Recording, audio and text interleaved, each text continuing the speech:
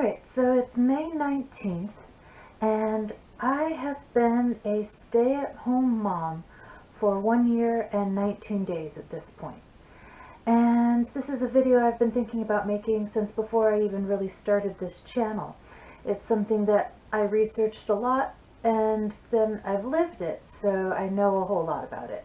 I was not a stay-at-home mom for the first so many months after I had my baby. I went back to work after 3 weeks. I know that is a little crazy, but it's what my husband and I chose to do to maximize our family leave that we got from the state of Washington. And the way we did it was kind of unusual. If you want to see more information about that, I have a video about maternity leave, and I'll link that below in the description. But basically, I went back to work after 3 weeks, and I worked every other week for so many months. And then I took a couple of months off in January and part of February. Yeah, it was like, I don't know, maybe 8 weeks. And then after that, I took the baby to daycare for 2.5 months.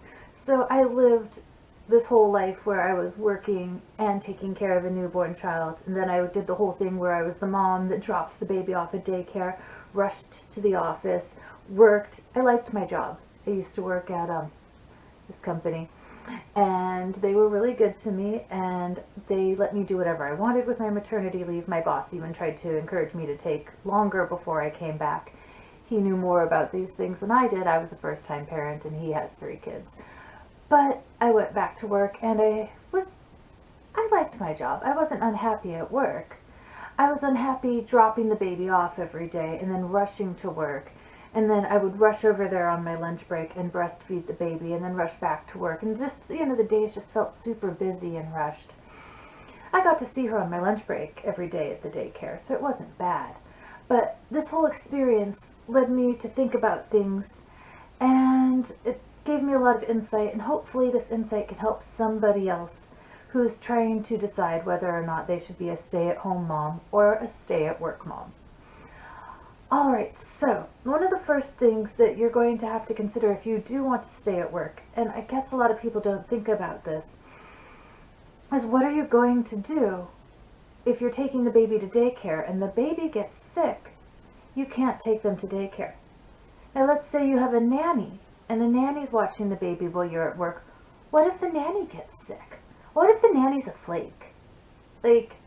You can have all the references in the world. You can really find somebody you think you're going to trust.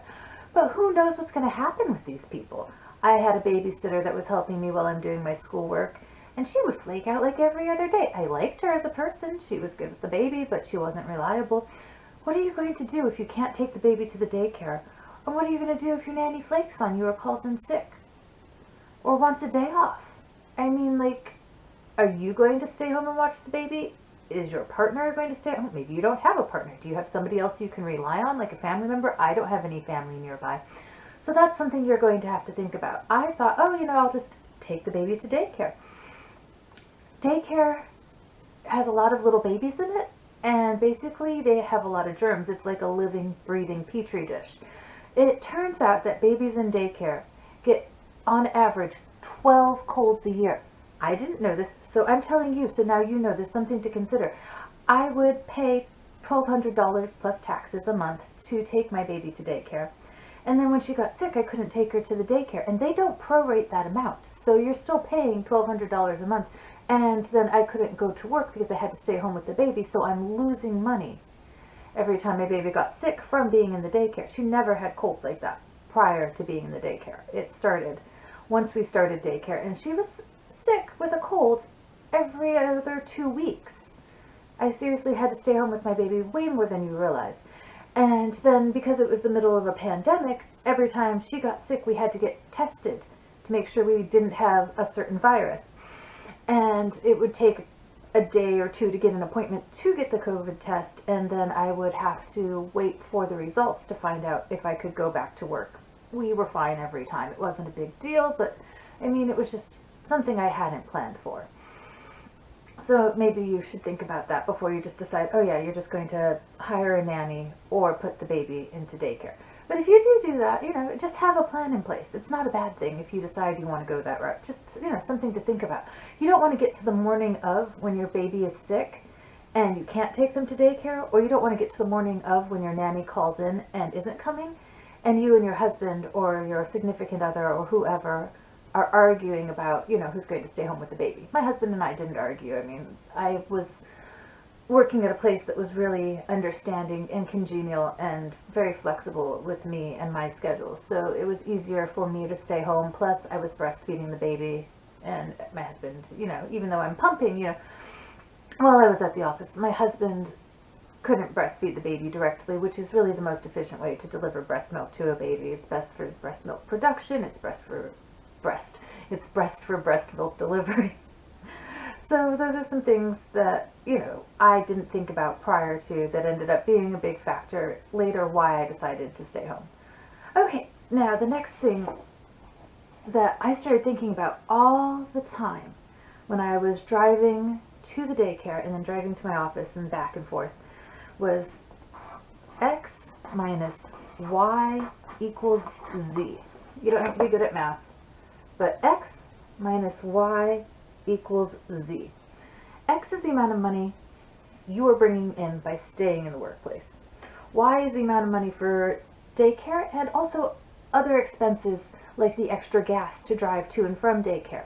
And because I was breastfeeding on my lunch break, I was extra hungry, and so I would stop at Safeway on the way back to the office and buy an egg salad sandwich or something because I'd just be famished and stressed out. So that was part of my Y. And Z is the final amount after you subtract Y from X. So X is going to be a different number for everybody. But it's not just how much money you make. It's how much money you make after you call in all those days and you use all your sick days to go take care of the baby when they're home from daycare. It also, do you use all your sick time up before you get to that point because you have to take them to pediatric appointments? Who's taking the baby to their checkup every few months? Because there are checkups like every few months when you have a newborn baby. You go at 1 month, you go at 2 months, you go at 3 months, and then you start going a little less frequently. It's like then you go at 6 months and 9 months and 12 months and 18 months, and then after that you go at the 2-year mark. There are a ton of pediatric appointments. Also, my baby was born with torticollis. She had a little bit of a neck issue, and so we had to go to physical therapy once a week, so I had to take off time for that. So my ex was impacted by a lot of factors that I didn't think about before I had the baby. I didn't think about all of those appointments I was going to have to take her to. I didn't know I was going to have to take her to physical therapy. I didn't know she was going to get sick every couple of weeks, and I was going to have to take 2, 3, 4 days off every time that happened. So your X right there is the amount of money you take in after you take out all of that extra stuff. And the Y is the cost of childcare, plus all of the things like gas. Oh, and you might need things for the daycare. Like they wanted me to buy X, Y, and Z. They wanted me to buy formula to have as backup, even though I was dropping off breast milk.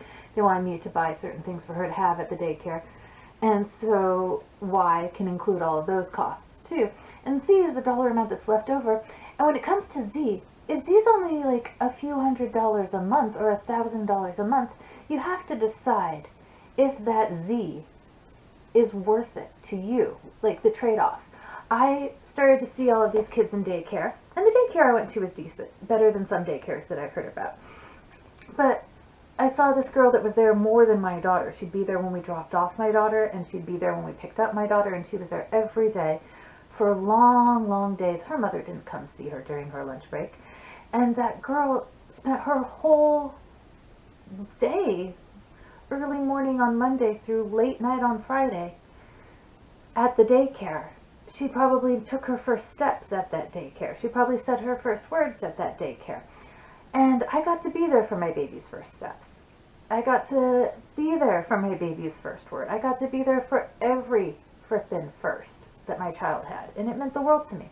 So, I mean, to me, that Z wasn't worth the trade-off of all the time I'm getting to spend with my daughter.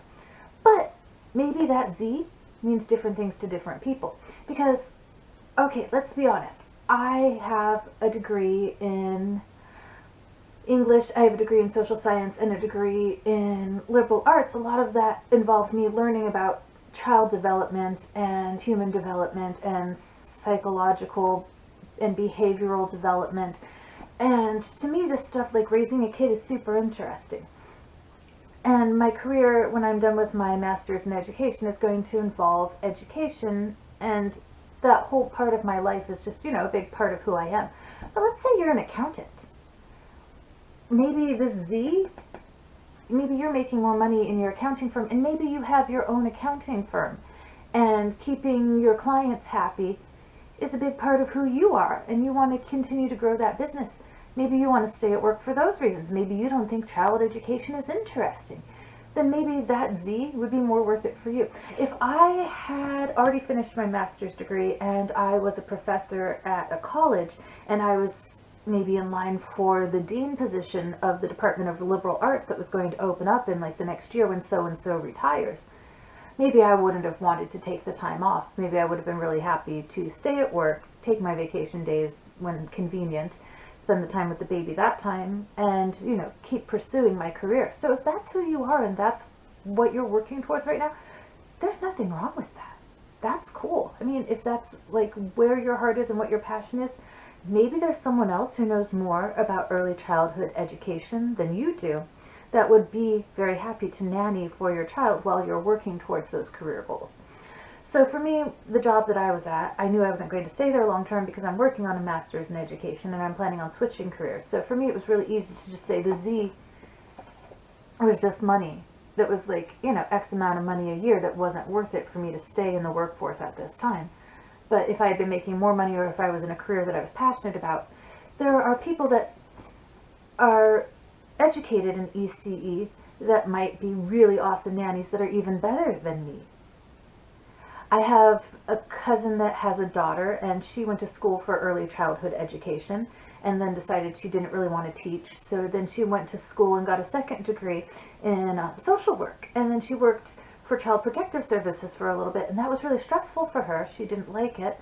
And so now she works as a nanny for a family, and she's really, really awesome at it. If you could hire someone like that to be your nanny who has all of this education and all of this experience working with kids, maybe they're going to be a better nanny to your kids than you would have been anyways. Maybe they know more about child development and the sort of interactions that they need at certain points in their development in order to fully develop to their utmost potential. I'm just saying, these are all factors that you could take into consideration when you're deciding what you're going to do. Now, I've done the stay-at-home mom thing for a year. So if you think, oh, I'm just going to be a stay-at-home mom, that sounds way easier, the money's not really worth it, and I want to be there for all those firsts, and I'm fine with just sacrificing my career. Well, here's some other stuff you might not have considered.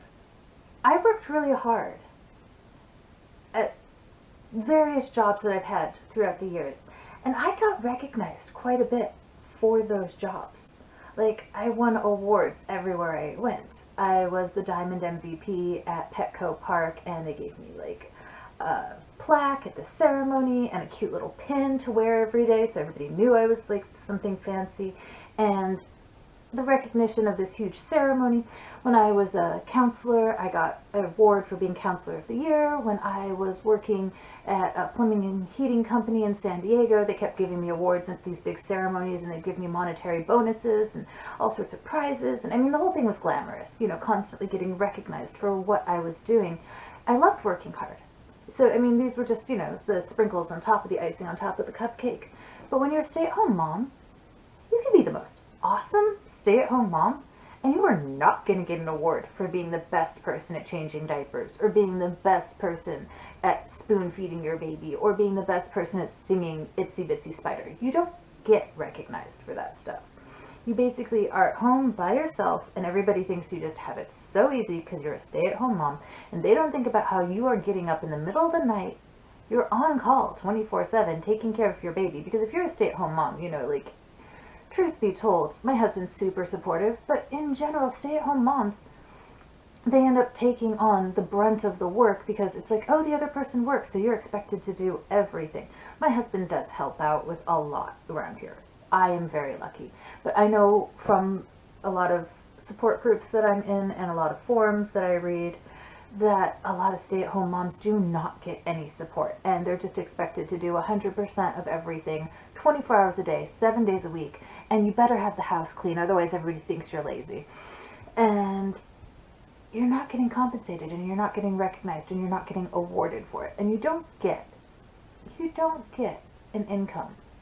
Giving up an income is kind of hard. I mean, I didn't give up a ton of money, but I liked my income. I liked the financial freedom that it gave me. I could buy things, go places, do what I wanted to do a little bit more. And now, right now, I don't have a lot of the same financial freedom that I used to have. I did have some money that I had saved up and invested, and now all of that money is pretty much spent. And I'm barely squeaking by, and I miss having an income sometimes. I'm not making any money off this YouTube channel yet, if you're wondering. Would be cool. So yeah, if you want to help me out and help me make a buck or two someday, maybe eventually, subscribe to my channel. If you subscribe to my channel or hit the like button, you'd be helping me out. Maybe someday I'll make something at this YouTube channel.